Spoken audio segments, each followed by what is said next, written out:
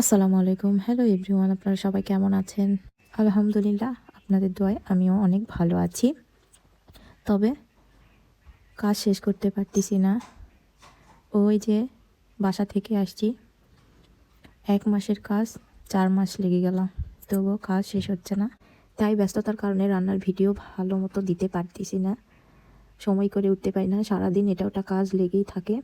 এই তো 3-4 দিন আগে এগুলো একদিনে সকাল থেকে রাতে 10টা পর্যন্ত শুধু এগুলোই ধোয়া মোছা করছি। একদিনে যত জিনিসপত্র আছে সব কিছু ধুয়ে নিচতলা থেকে উপরতলায় তুলছি। কি পরিমাণ যে খাটনি! আমার কাজের লোক নিতে বলে, আমার কাজের লোকের কাজ পছন্দ হয় না, আমি নিজে একা হাতে করতে পছন্দ করি।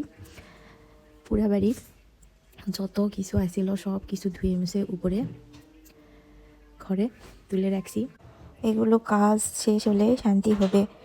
এই মিস্ত্রিদের কারণে এইরকম হলো। 1 মাসও লাগবে না যে কাজ করতে, সেই 4 মাস লেগে দিল। আমার ছেলের ঘরের ফার্নিচারও রং করে নেওয়া হলো। দেওয়ালে 3-4 বছর আগে রং করা হয়েছে, সেই জন্যে দেওয়ালে রং করা হয়নি। কিন্তু নিচতলায় আমরা যে ঘরে থাকি সেগুলো ঘরে আবার নতুন করে রং করা হলো। দেওয়ালে রং করার কারণে রঙে ছিটাফোটা পড়ে কালারগুলো কেমন জানি হয়ে গেছে। আজ থেকে 10 বছর আগেকার জিনিস আবার রং করে নতুনের মতো হয়ে গেল। আসলে বাবা মার বিয়ের সময় দেওয়া জিনিসপত্র আলহামদুলিল্লাহ তবুও এখনও ভালোই আছে। অনেক কিছু ব্যবহার করছি, তবুও শেষ করতে পারতেছি না। আসলে সবার বাবা মাই মনে হয় এরকম, মেয়ে কোনো কিছু যেন কমতি না থাকে সেদিকে খেয়াল রাখার চেষ্টা করে।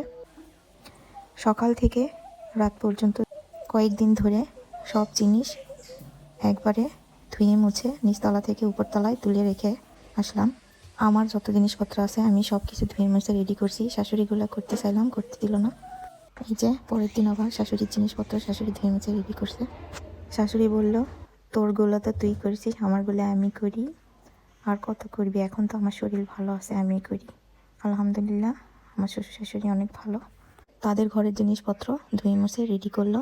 এই তো উপরতলায় এই ঘরে আপাতত থাকা হচ্ছে। 15 দিন হয়ে গেল এই ঘরে থাকি। নিচে থেকে উপরে যাওয়া জীবন টানা টানা হয়ে গেছে সারাদিন। নিচের ঘর কমপ্লিট হলে শান্তি পাবো, থাকি শান্তি হবে।